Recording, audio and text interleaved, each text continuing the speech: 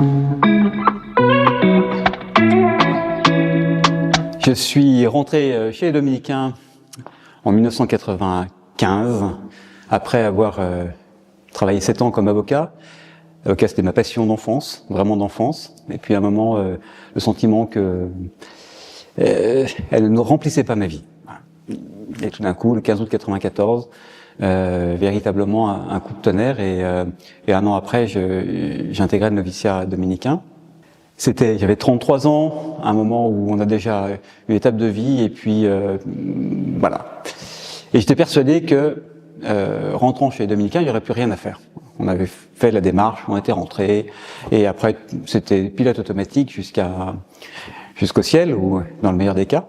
Et puis en fait rapidement, on s'aperçoit que c'est pas tout à fait ça, et qu'il va falloir aussi chercher qu'est-ce qu'on fait, on nous interroge, qu'est-ce que vous voulez.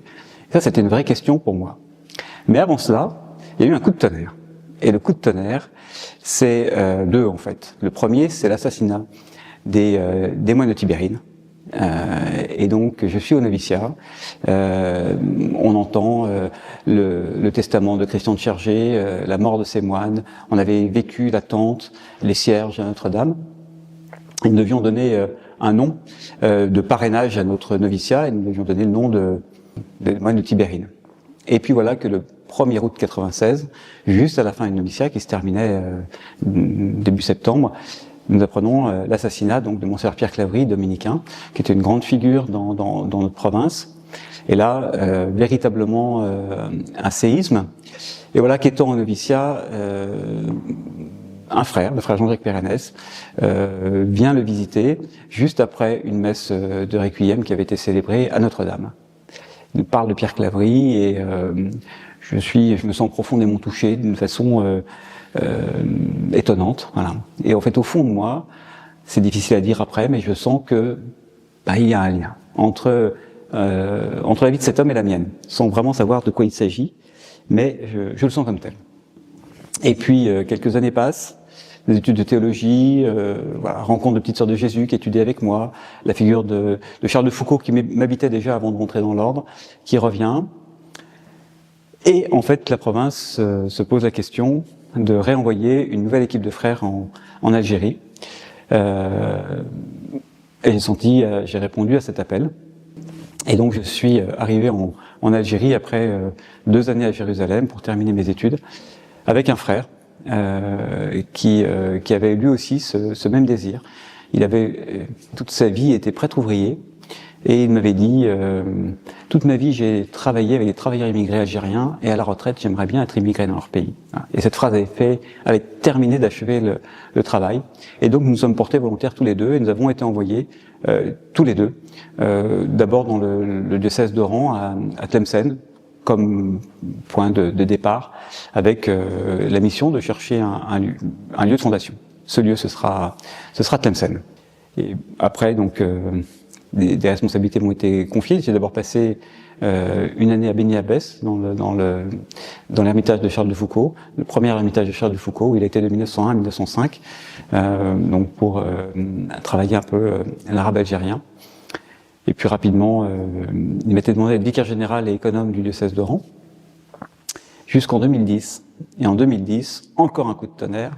Mes frères de la province dominicaine de France m'élisent prière provinciale, alors que je ne fais même pas partie du chapitre. Et je pars brisé. Ce départ, je m'attendais pas du tout à le vivre de cette manière-là. Je le vis de façon extrêmement difficile. Et puis voilà, après je me passionne pour cette mission. Et je serai un provincial qui mourra jeune, parce que 2 ans après mon élection, le pape Benoît m'a nommé évêque d'Oran. Quelques mois après, étant retourné régulièrement à Oran, mais étant à l'évêché où j'avais vécu 5 ans comme vicaire général, je m'étais dit ça y est, le deuil est fait. C'est fini, voilà, ma vie n'est plus là, voilà, j'ai tourné la page. Et donc, je suis revenu dans cet évêché, heureux d'y revenir tout de même. Et voilà, j'ai été évêque d'Oran jusqu'à ce que le Saint-Père me nomme archevêque d'Alger en 2021. le 27 décembre 2021. Et demain, incroyable, demain, le Saint-Père va me créer cardinal. Alors ça, c'est encore une autre aventure. Ça me bouleverse profondément. Parce que, voilà, j'ai pas de... C'est une nomination sans pourquoi pour moi. Voilà, je peux pas... Je l'attendais... Enfin, évidemment, elle était difficilement concevable. Et bon, je n'en connais pas les raisons. Je suis pas un proche du pape François. Je suis proche de ce qu'il essaye d'apporter à l'Église, de ce qu'il apporte à l'Église, ça oui. Mais en tout cas, voilà, la question du pourquoi résonne profondément en moi. C'est pas une récompense, je suis pas meilleur que les autres, j'ai pas, voilà, je suis pas au bout de ma course, donc c'est pas le moment de la récompense, donc c'est pour quelque chose. Et à vrai dire, j'ai ça qui m'habite très profondément. Toutes les raisons, tous les journalistes m'ont dit, à votre avis, pourquoi? Est-ce que c'est bien pour l'Église d'Algérie? Oui, c'est bien. Est-ce que c'est bien pour... Oui, tout est bien. Mais reste grand point d'interrogation. Et j'ai demandé une audience au Saint-Père. J'avais envie pour le remercier pour tout ce qu'il a donné pour cette Église. Et je voulais aussi lui dire, pourquoi? Et puis aussi, pourquoi, en 2 mots, pour vivre quoi? Pour faire quoi? Qu'est-ce que vous attendez de moi?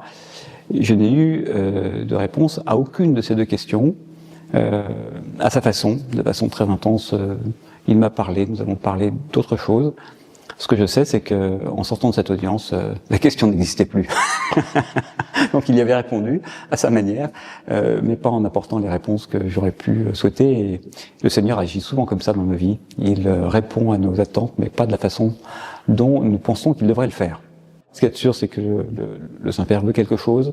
Le Saint-Père pose beaucoup d'actes qui sont des actes qui interpellent, parfois même qui scandalisent. Et c'est évidemment un homme de prière, et un homme de prière sait que scandaliser, c'est prendre le risque de pécher. Et donc je pense qu'il a pleinement conscience de ça. Et je crois que justement, enfin voilà, j'ai confiance dans ses décisions, y compris dans celles qui me concernent, et puis ma foi, on verra bien.